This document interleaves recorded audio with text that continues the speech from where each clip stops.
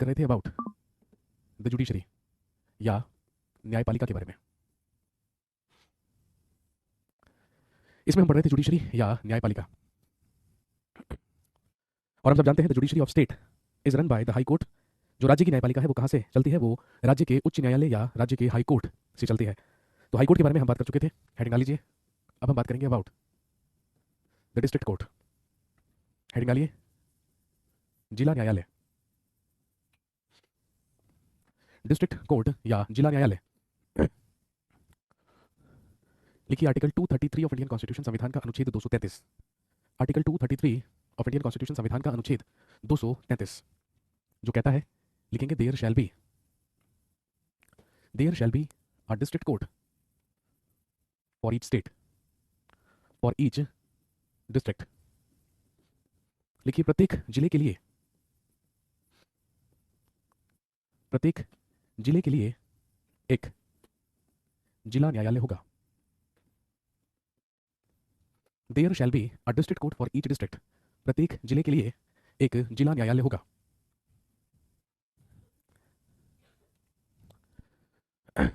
लिखेंगे अ district court. Next point पे लिखेंगे अ district court will be comprised of, a district court will be comprised of a district जज and other जजेस। लिखेंगे जिला न्यायालय। जिला न्यायालय एक जिला न्यायाधीश एवं अन्य न्यायाधीशों से मिलकर बना होगा। अ district court will be comprised of a district जज एंड अदर जजेस। एक जिला न्यायालय एक जिला न्यायाधीश एवं अन्य न्यायाधीशों से मिलकर बना होगा। लिखेंगे द डिस्ट्रिक्ट जज। द डिस्ट्रिक्ट जज is appointed by the governor. The district जज is appointed by the governor with an advice of, the district जज is appointed by the governor with an advice of chief justice of high court. जिला न्यायाधीश की नियुक्ति, जिला न्यायाधीश की नियुक्ति राज्यपाल के द्वारा, जिला न्यायाधीश की नियुक्ति राज्यपाल के द्वारा उच्च न्यायालय के मुख्य न्यायाधीश की सलाह से की जाती है।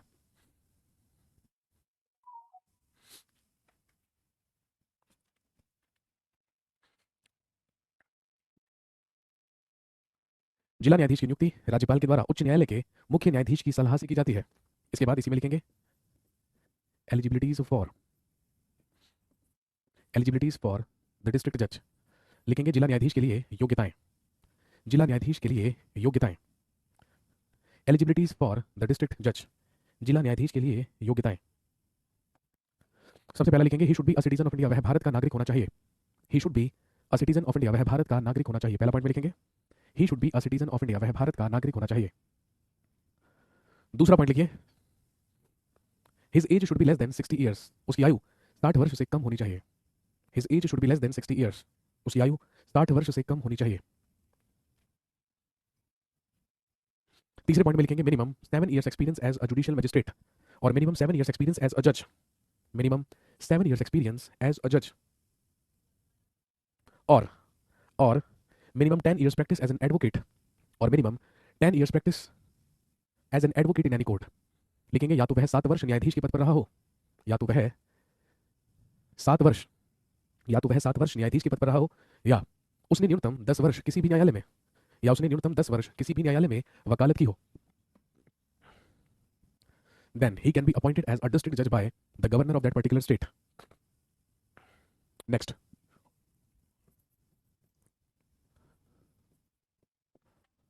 अगला लिखिए आर्टिकल 234 अनुच्छेद 234। दोबारा रिपीट कर रहा हूं, मैंने कहा minimum 7 years experience as a जज, वह न्यूनतम 7 वर्ष न्यायाधीश के पद पर रहा हो। Minimum 7 years experience as a जज, वह न्यूनतम 7 वर्ष न्यायाधीश के पद पर रहा हो, और या minimum 10 years practice as an advocate in any court, या किसी भी न्यायालय में उसने न्यूनतम 10 वर्ष वकालत की हो, या किसी भी न्यायालय में उसने न्यूनतम 10 वर्ष वकालत की हो।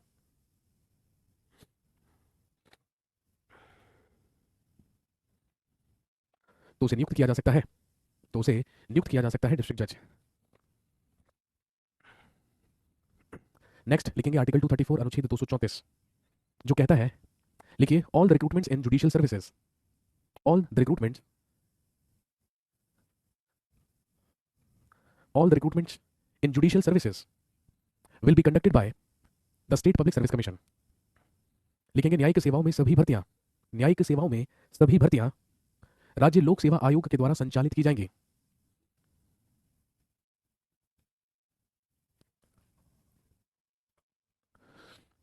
न्यायिक सेवाओं में सभी भर्तियां राज्य लोक सेवा आयोग के द्वारा ही संचालित की जाएंगी।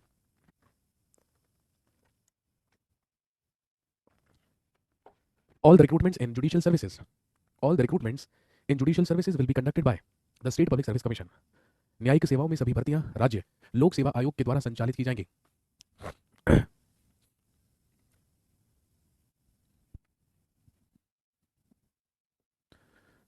नेक्स्ट, पार्ट 7 हमारे कॉन्स्टिट्यूशन में नहीं है, पार्ट 7 को हमारे संविधान से हटा दिया गया है। नेक्स्ट हमें पढ़ना होता है, हेडिंग डाल लीजिए, पार्ट 8 ऑफ इंडियन कॉन्स्टिट्यूशन, संविधान का भाग 8, जिसमें हम बात करेंगे about the union territories, Hindi में संघ शासित क्षेत्र।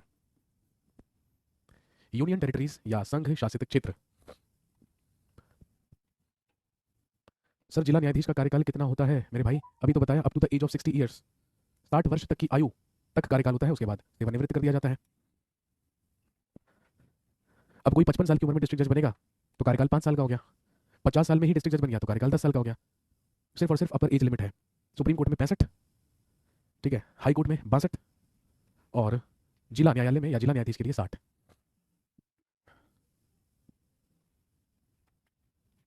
इसके बाद हम बात करते हैं अबाउट द यूनियन टेरिटरीज या संघ शासित क्षेत्रों के बारे में। लिख लीजिए आर्टिकल 239 से लेकर 241, अनुच्छेद 239 से लेकर 241 तक उल्लेख किया गया है किसके बारे में? यूनियन टेरिटरीज के बारे में। चलिए लिखेंगे, सबसे पहले लिखिए आर्टिकल 239 का 1, अनुच्छेद 239 1।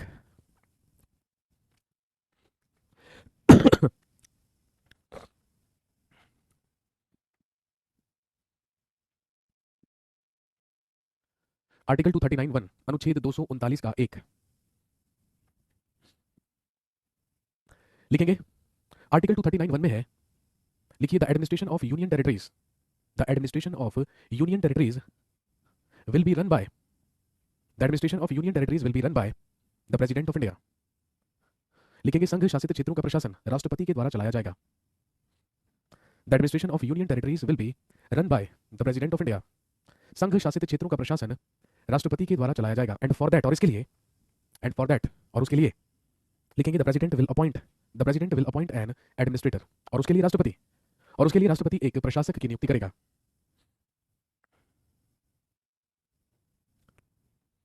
And for that president will appoint an administrator, और उसके लिए राष्ट्रपति एक प्रशासक की नियुक्ति करेगा। नेक्स्ट अगला लिखिए, आर्टिकल 239 का 2, अनुच्छेद 239 2। आर्टिकल 239 2 या अनुच्छेद 239 2 लिखेंगे, the president can also appoint, the president can also appoint a governor of a nearby state, president can also appoint the governor of a nearby state as an administrator. लिखेंगे, राष्ट्रपति, राष्ट्रपति किसी निकटतम राज्य के राज्यपाल को भी, राष्ट्रपति किसी निकटतम राज्य के राज्यपाल को भी प्रशासक के रूप में नियुक्त कर सकता है।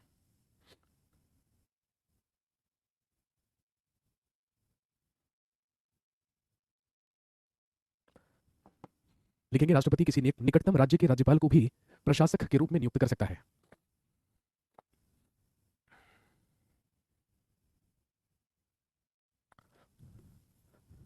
इसके बाद लिखेंगे, by 69th constitution amendment act, लिखेंगे by 69th constitution amendment act 1991, 69वें संविधान संशोधन अधिनियम 1991 के तहत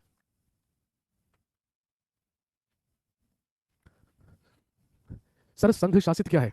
भाई भाग 5 में आपने संघ के बारे में पढ़ लिया है, ठीक है, और यदि आपने भाग 5 में संघ के बारे में पढ़ लिया है तो बस जो संघ आपने भाग 5 में पढ़ा है, ठीक है, तो संघ शासित क्षेत्र वो क्षेत्र होते हैं जहां पर जो शासन होता है, जो प्रशासन होता है, वो केंद्र के द्वारा चलाया जाता है। इन्हीं को इसीलिए हम केंद्र शासित प्रदेश भी कहते हैं।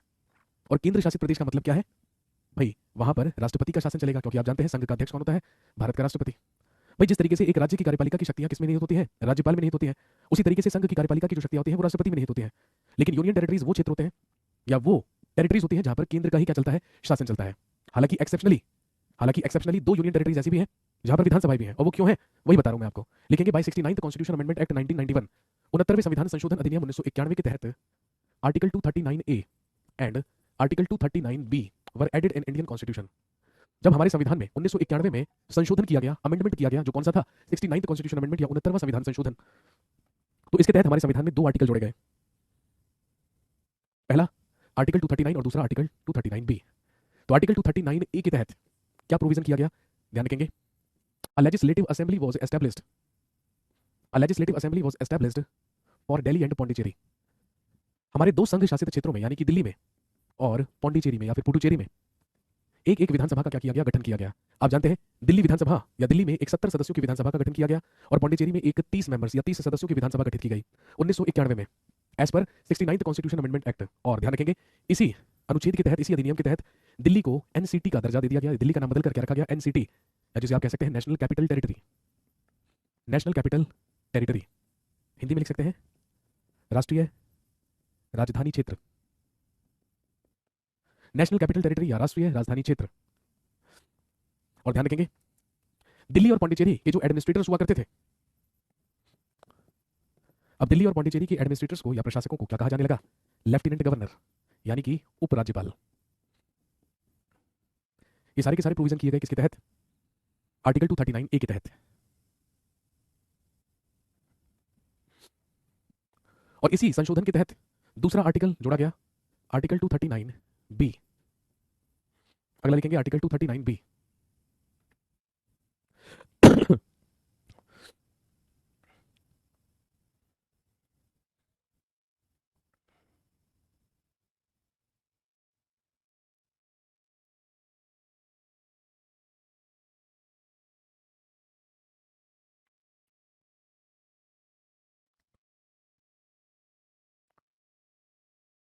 अगला आर्टिकल 239 बी लिखेंगे एज पर दिस आर्टिकल, इस अनुच्छेद के तहत,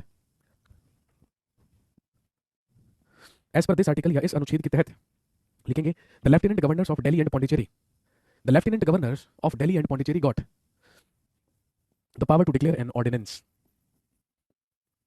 लिखेंगे दिल्ली और पौंडीचेरी या पुडुचेरी, दिल्ली और पौंडीचेरी के उपराज्यपालों को, दिल्ली और पौंडीचेरी के उपराज्यपालों को अध्यादेश जारी करने की शक्ति प्रदान की गई। दिल्ली और पौंडीचेरी, दिल्ली और पौंडीचेरी के उपराज्यपालों को अध्यादेश जारी करने की शक्ति प्रदान की गई।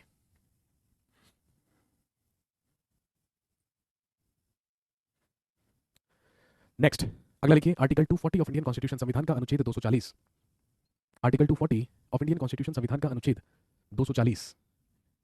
लिखेंगे आर्टिकल 240 में the president has the right, लिखेंगे the president of India has the right, the president of India has the right to make laws for, the president of India has the right to make laws for union territories. लिखेंगे राष्ट्रपति को अधिकार है कि वह, राष्ट्रपति को अधिकार है कि वह संघ शासित क्षेत्रों के लिए, कि वह संघ शासित क्षेत्रों के लिए विधि का निर्माण कर सकता है। राष्ट्रपति को अधिकार है कि वह संघ शासित क्षेत्रों के लिए, राष्ट्रपति को अधिकार है कि वह संघ शासित क्षेत्रों के लिए विधि का निर्माण कर सकता है।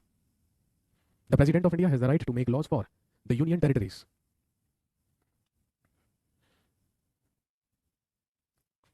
नेक्स्ट आर्टिकल 241 अनुच्छेद 241 जो कहता है there shall be a high court for each union territory,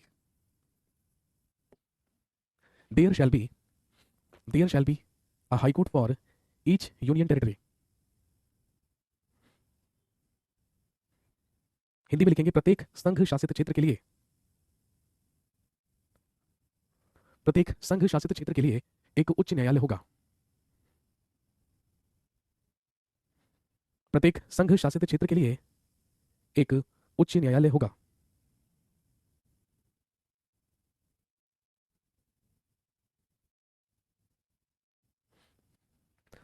तो जिस तरीके से प्रत्येक राज्य के लिए एक हाईकोर्ट, एक उच्च न्यायालय का प्रावधान किया गया है, इसी की तरह हमारे संविधान में हर यूनियन टेरिटरी, हर संघ शासित क्षेत्र के लिए भी एक सर्वोच्च न्यायालय का प्रावधान किया गया है। मेक अ टेबल, एक टेबल बनाएंगे।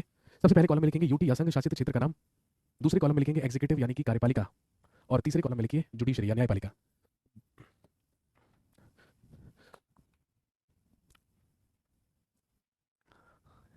सर तो जम्मू कश्मीर में हाईकोर्ट बनेगा, बहुत ही बढ़िया। आपको क्या लगता है जम्मू कश्मीर में हाईकोर्ट नहीं है? कमाल हो गया यार ये तो। अरे मेरे भाई जम्मू कश्मीर यूनियन टेरिटरी होने से पहले भी तो कुछ था, स्टेट था, राज्य था जी। क्वेश्चन, क्वेश्चन कैसे पूछेंगे? आपको कोई भी यूनियन टेरिटरी का नाम दिया जाएगा और आपसे पूछेंगे कि बताइए यहाँ का एग्जीक्यूटिव हेड क्या कहलाता है, या यहाँ का कार्यपालिका का अध्यक्ष क्या कहलाता है, या फिर आपसे पूछेंगे कि बताइए यहाँ की जुडिशरी यहाँ की न्यायपालिका कहाँ से चलती है? सबसे पहले लिखिए अंडमान एंड निकोबार आइलैंड्स। सबसे पहले लिखेंगे अंडमान और निकोबार द्वीप समूह।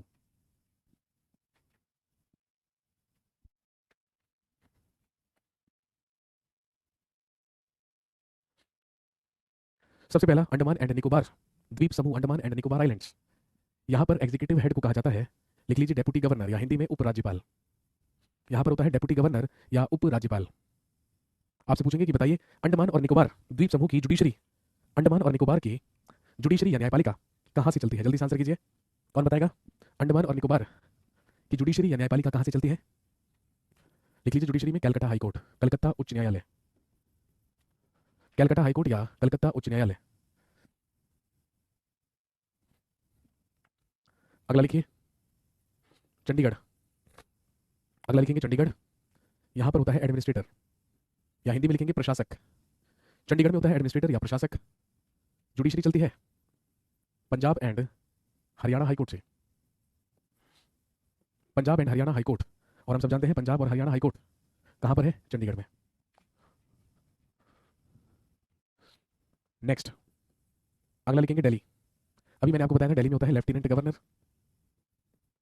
और दिल्ली का अपना सेपरेट हाईकोर्ट है, दिल्ली हाईकोर्ट या दिल्ली उच्च न्यायालय, दिल्ली हाईकोर्ट या दिल्ली उच्च न्यायालय। Next Dadra Nagar Haveli and Daman and Diu. यहां पर भी होते हैं एडमिनिस्ट्रेटर या प्रशासक, और जुडिशरी चलती है फ्रॉम बॉम्बे हाईकोर्ट, बंबई उच्च न्यायालय से। दादरा नगर हवेली और दमन एंड दीव।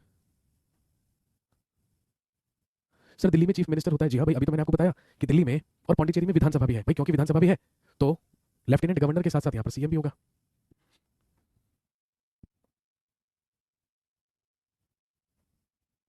नेक्स्ट लक्षद्वीप। अगला लक्षद्वीप। यहां पर भी होता है एडमिनिस्ट्रेटर या प्रशासक, और जुडिशरी चलती है कहां से? फ्रॉम कोची हाईकोर्ट, जो कहां पर है? केरल के एर्नाकुलम में, कोची हाईकोर्ट। नेक्स्ट पुडुचेरी या पौंडीचेरी। यहां पर भी सीएम भी होता है और लेफ्टिनेंट गवर्नर भी होता है भाई, क्योंकि यहां पर भी विधानसभा है। जुडिशरी चलती है फ्रॉम मद्रास हाईकोर्ट या मद्रास उच्च न्यायालय से। जुडिशरी चलती है मद्रास हाईकोर्ट या मद्रास उच्च न्यायालय से।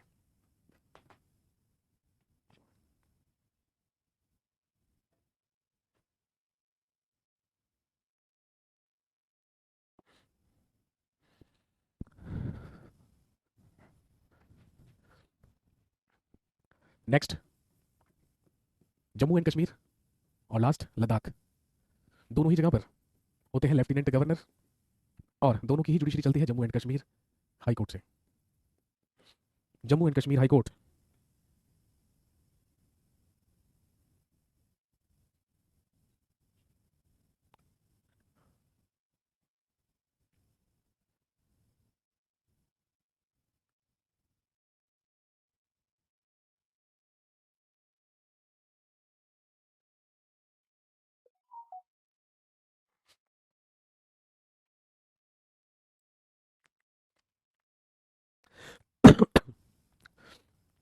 तो ये था संविधान का भाग 8, जिसमें हम बात करते हैं यूनियन टेरिटरीज या संघ शासित क्षेत्रों के बारे में। लेफ्टिनेंट गवर्नर को आप उपराज्यपाल लिखेंगे हिंदी में। चलिए यहाँ पर समाप्त होता है भाग 8। कल आपसे मुलाकात होगी सुबह, और कल हम पढ़ेंगे स्थानीय स्वशासन, लोकल गवर्नेंस, जिसमें हम बात करेंगे पंचायती राज और नगर पालिकाओं के बारे में। ठीक है, चलिए जी, अब बहुत ज़्यादा समय नहीं लगेगा, क्योंकि बाकी के जो पार्ट्स बचे हैं वो बहुत छोटे छोटे हैं और इजीली उन्हें हम कवर कर लेंगे। चलिए जी, thank you so much, have a nice day, शुक्रिया।